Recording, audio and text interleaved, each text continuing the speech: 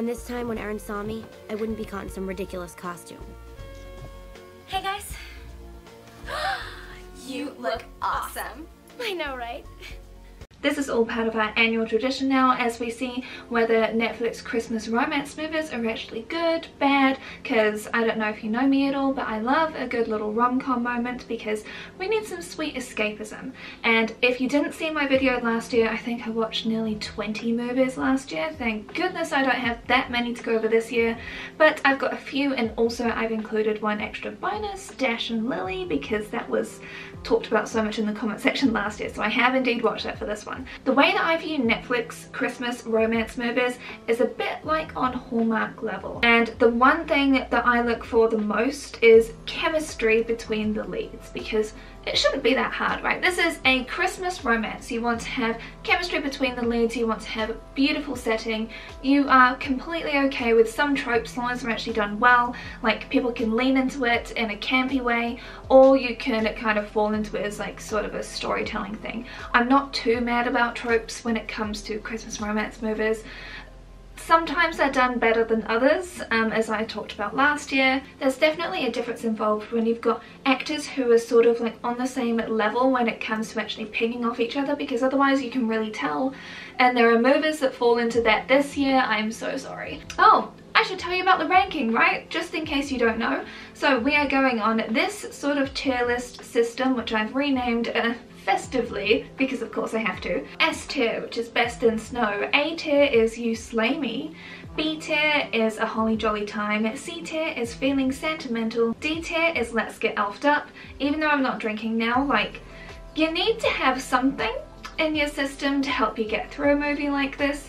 I kind of think you almost do for all of the Netflix Christmas movies, honestly, or at least a roasting party. E tier is Resting Grinch Face, and F tier is Get the Elf Out of Here. So that is how we're basing things, and I had another look over last year's just so that I can sort of gauge it for measuring this year. So let's start off with a 2021 entry, which is... Yeah, Forrest Gump here. Cause he be running through all the ladies. He's like the Energizer Bunny, this guy. He just doesn't stop. What? Until now, of course. California Christmas City Lights. If you recall last year, I didn't like the original of this, so I was not looking forward to watching this one, and my expectation was lower than the gutter. So, of course, now we get to go on a journey with them as they go back to his hometown. You know, you got the city, country, ooh, which one's better? This is slightly better than the original, but also falls into the worst tropes done in bad ways, and trying to prove how good a person she is by the fact that she rises above his ex and all these women that keep throwing themselves at him. Oh my god, it was so ridiculous. But of course, she is our N-log. She's not like other girls. She doesn't like getting dressed up. She doesn't like any of this stuff. Everything is really superficial. Sure, they tried to play it off as her being uncomfortable sometimes, but that's also because she's judging. There are callbacks to other tropes, of course, where she gets given a really ugly dress to wear to an event because she hasn't packed properly for the event, and conveniently, all it has is some really ugly sleeves. So what does she have to do? Conveniently just rip them off. Oh, ta-da! Now you've got a brand new dress and you look amazing and so chic and understated. They have their whole issue of where they're gonna live, country or city, along with the wedding planning debacle. It's got cliches, but in a way that they're kind of too self-aware when they're writing them, and they're trying to subvert expectations, therefore trying to be feminist, at the same time as actually honestly being anti-women in most cases. You can tell that in the writer's room they're like, oh, they're gonna call out for this, we better do this. But it's done in such a way where it actually loops back around to being misogynistic a lot of the time. I was tempted to put this in to Get the Elf Out of Here. It does need to go into Resting Grinch Face instead. You can skip it if you haven't seen it yet, just leave it. You don't need it. For example, recently you put out a TikTok that felt a little outdated. Is there a pressure to keep up with these younger artists? Esta idiota. Christmas with You. I was really looking forward to this because everybody knew Freddie Prinze Jr. because I am a millennial, so he was kind of like an it boy back in the day where all the girls had crushes on him. I didn't really see it personally. But you know, I'm the person that likes spike, so what do I have to say about stuff? But the premise of this story, with the starlet falling for the hometown country boy, I was getting really worried that it was going to be the similar vibes to Marry Me, which is a terrible rom-com by J-Lo that came out this year as well. The premise is we have our aging starlet who everybody loves from the 90s, but then they sort of feel like she's not really relevant anymore and she's too old now, and so people... Meet you. I have been a fan since I was a baby. A baby? Unable to write stuff because of a dead parent. Oh my god, this is a trope that we're going to come across, I think, in every single movie. Oh my god, in every single movie that came out so far this year. Wow. So she's unable to write because Christmas is a hard time of year for her. She just doesn't feel the joy anymore, okay? So she needs to get out of town, especially after this terrible thing happens at a photo shoot.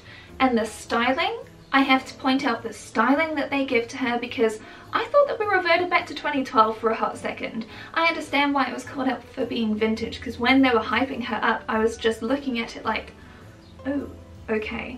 So anyway, what happens is, of course, she goes on this convoluted journey because this fan sent a video and geotagged her location. So what else is this singer that is super popular going to do other than go to the school? More than anything, this just made us all scared of social media and the fact that people should never geotag stuff. Oh my god. And then, of course, there is a storm, which means that she gets trapped there.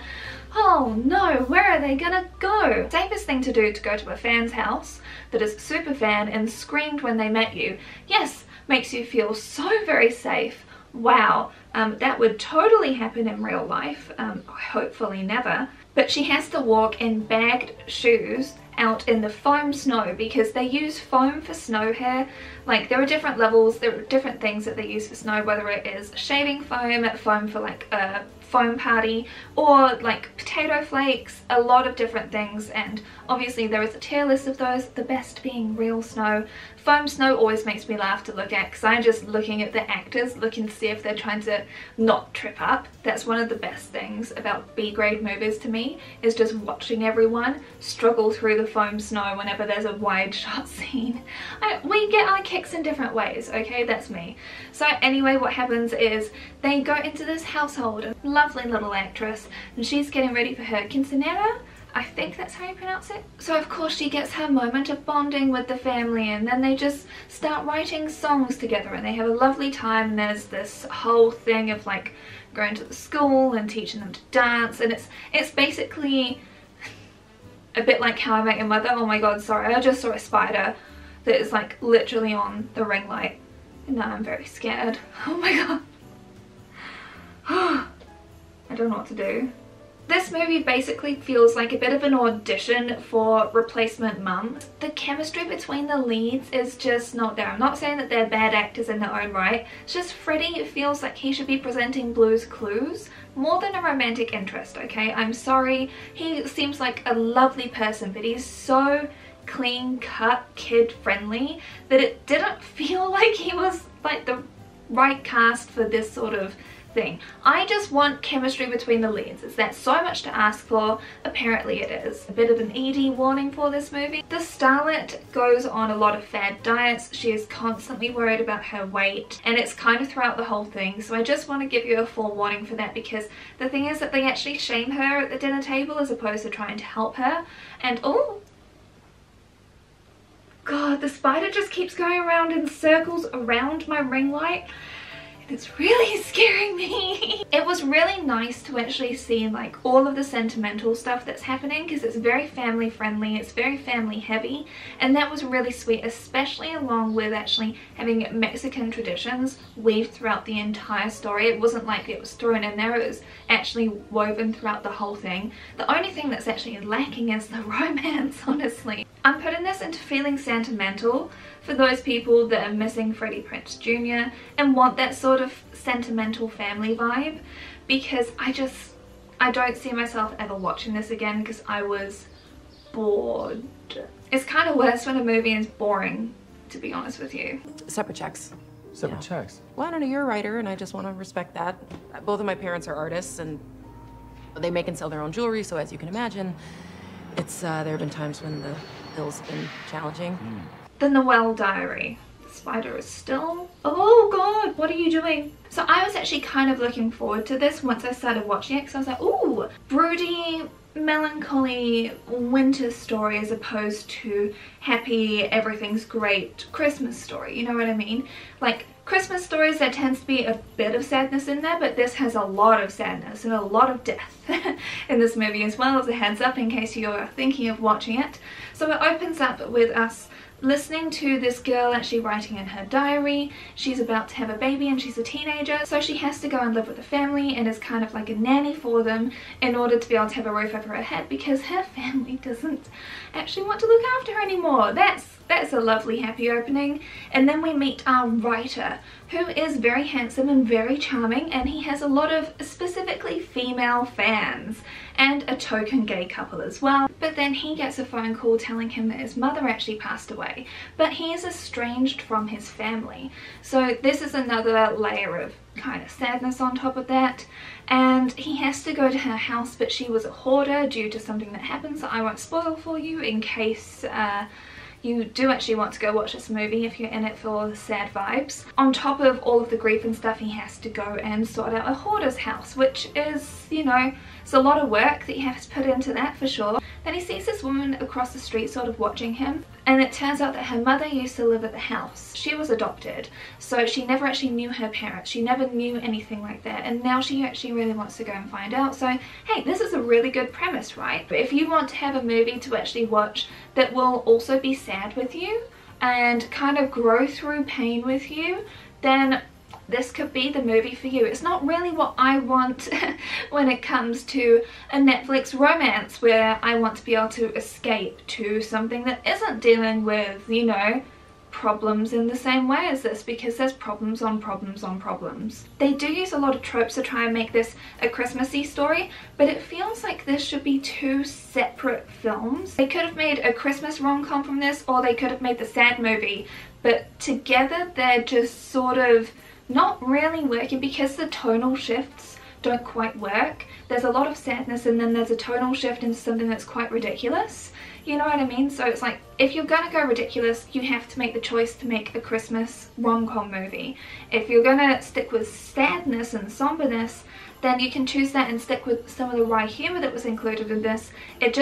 It felt very disjointed, and like the writers wanted to do one thing, but then the producers were like, no, we're doing this. And it's like, oh, you know, I wasn't having a holly jolly time with this. I'm sorry, even though it's kind of good. It's C tier. I'm sorry, it really is. It was just, it's so all over the place. This is not what you want from a Netflix escapist romance.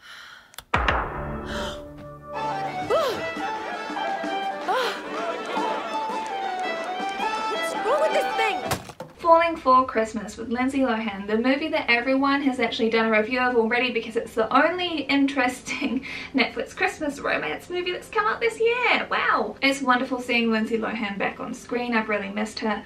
I honestly think that she's a fantastic actress and gets looked over quite a bit because of her past. Plus, she really commits in this movie, not only to acting, but then also to physical comedy, which can be a challenging thing to do, and she just goes for it. So honestly, props to Lindsay. Egg? Thank you. Oh! Well, you showed that egg who's boss. I felt zero chemistry between the leads again.